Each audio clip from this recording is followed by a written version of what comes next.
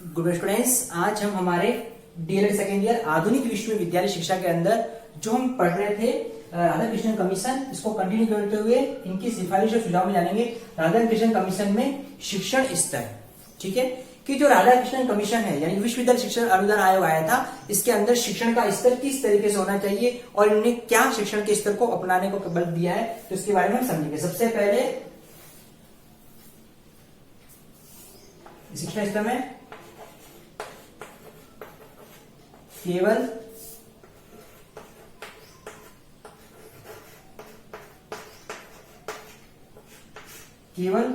Intermediate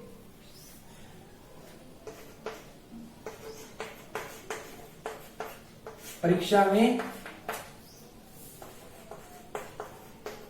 सफल छात्र ही प्रवेश के पात्र।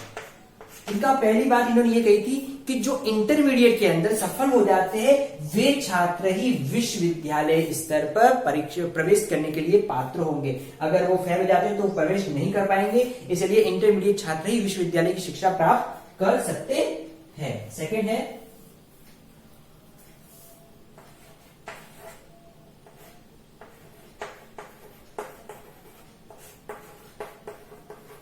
प्रत्येक राज्य में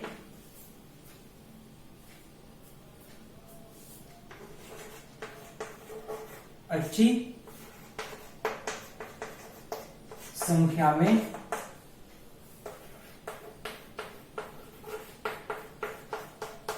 इंटरमीडिएट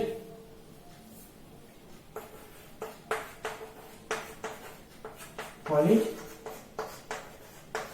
खोले जाए।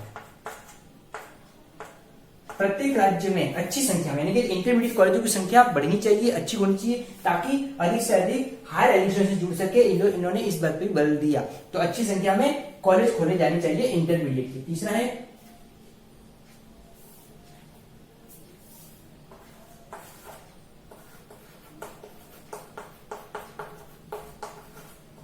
व्यावसायिक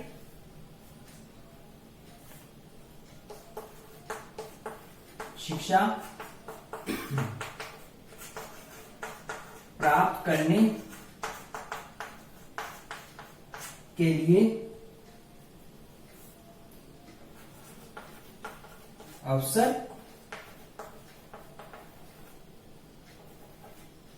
उपलब्ध हो। ठीक है, यानी कि इंटरमीडिएट कक्षाओं के लिए अधिकाधिक जो अवसर है, यानी कि इंटरमीडिएट कक्षाओं का अधिक अवसर है, व्यवसायिक शिक्षा प्राप्त करने के लिए अवसर उपलब्ध, यानी कि इंटरमीडिएट के अंतर्गत व्यवसायिक शिक्षा के प्राप्त करने के अवसर उपलब्ध होनी चाहिए। ठीक है, तो इन्होंने इस बात पर बल दिया क्योंकि व्यवसायिक शिक्षा भी बहुत जरूरी थी और इन्होंने इंटरमीडिएट के माध्यम से इसके अवसर पर बल दिया। इसके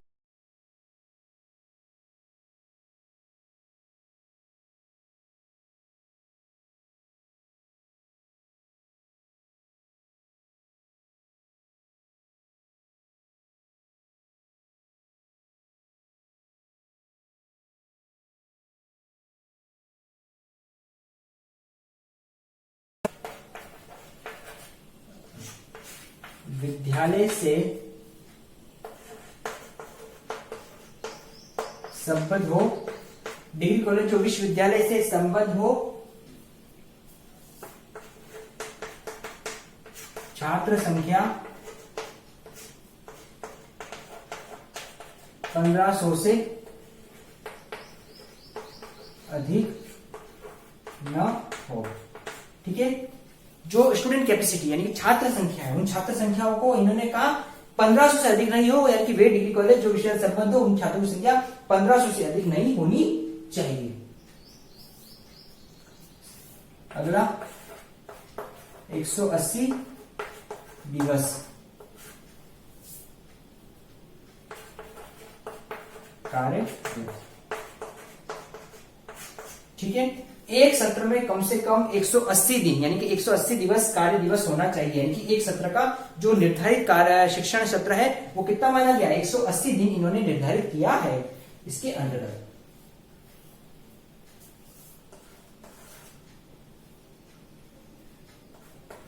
अगला है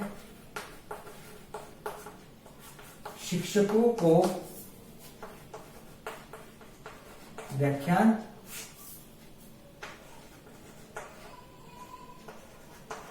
ध्यानपूर्वक,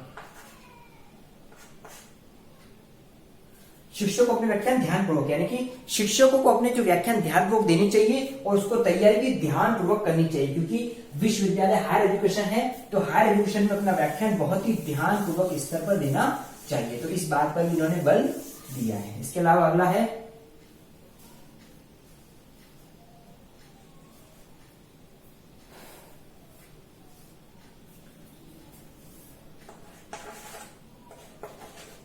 अगला, किसी भी पुस्तक को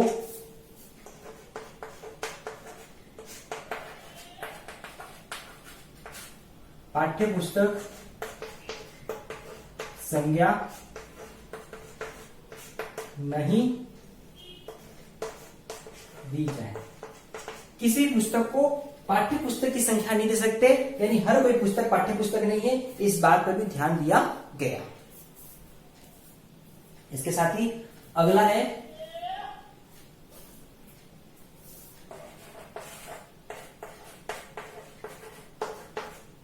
प्राइवेट छात्रों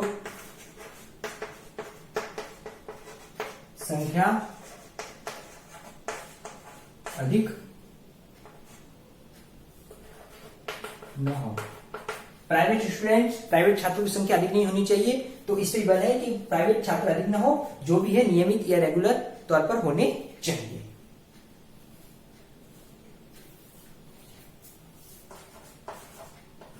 अगला, अच्छे पुस्तकालय की व्यवस्था हो। छात्रों के लिए लाइब्रेरी की व्यवस्था होनी चाहिए, अच्छे पुस्तकालय की व्यवस्था होनी चाहिए, कि डिग्री कॉलेज हो, कॉलेज स्तर हो, वहां पर अच्छी खासी पुस्तकालय होनी चाहिए।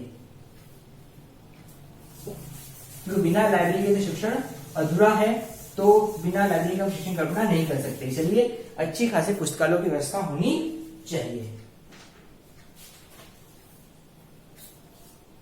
अगला है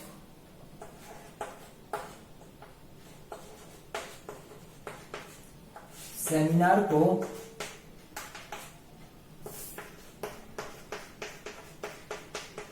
प्रोत्साहन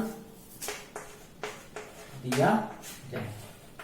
हाई लेवल एजुकेशन में सेमिनार को हम इग्नोर नहीं कर सकते और सेमिनार को प्रोत्साहन दिया जाना चाहिए, ताकि बच्चों को बेहतर नॉलेज क्रिएट कर सके, इसलिए सेमिनार को प्रोत्साहन दिया जाना है। और अगला है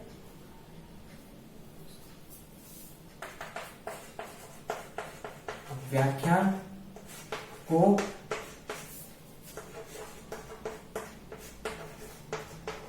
करने हेतु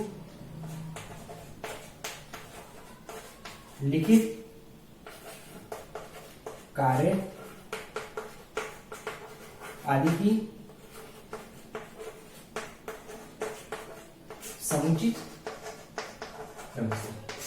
व्याख्यान को पूर्ण करने के लिए लिखित कार्य जैसे कि समुचित व्यवस्था होनी चाहिए। तो इस तरीके से हमने जाना कि राधा कृष्णन कमीशन में शिक्षा के स्तर क्या है।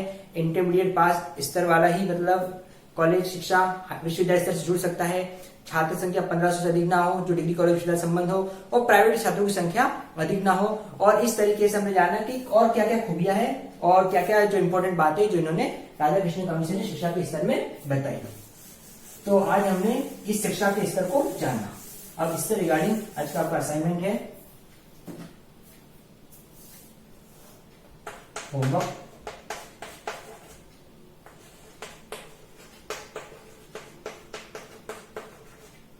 राधा कृष्णन कमीशन में शिक्षा के स्तर को